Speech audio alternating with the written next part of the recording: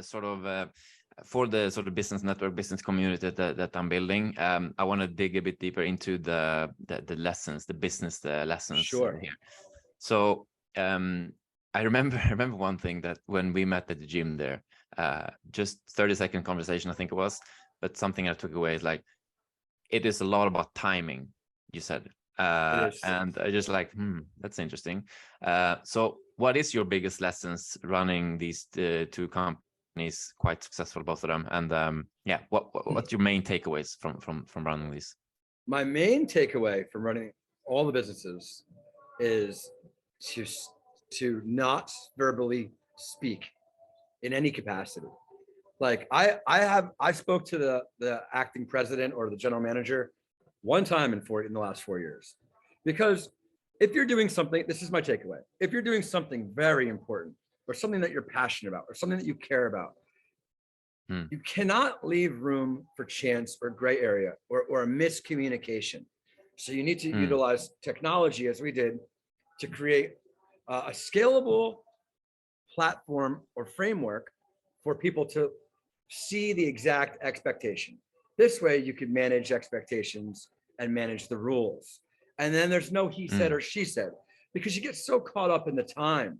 And that kind of leads into timing too. So yeah, my most takeaway is building any business has to have something. Like we use Slack, there's Microsoft Teams, there's a few other ones like Monday.com, we tried them all. We find that Slack for us, NASA uses Slack. A lot of Elon's companies use Slack. So that's been a major takeaway. And then, I'll have a second takeaway here in a second, I'm thinking, but when you mentioned timing, I did a lot of research in companies, and I can send you a link to this too, like the top 100 companies that have had success. And was it their leadership, or was it their product, or was it product market fit? And the survey came out that at 42% was timing.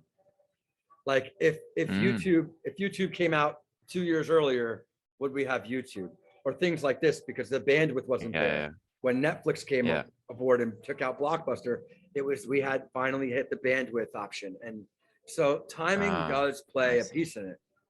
But then then that's kind of deflating for a lot of people. That's like, well, how am I going to ever, how do I, and it's just, and I was just telling my friend last week, just keep moving, keep moving. And the more actions you take, the more opportunities are just going to be presented to yourself, and to be able to open.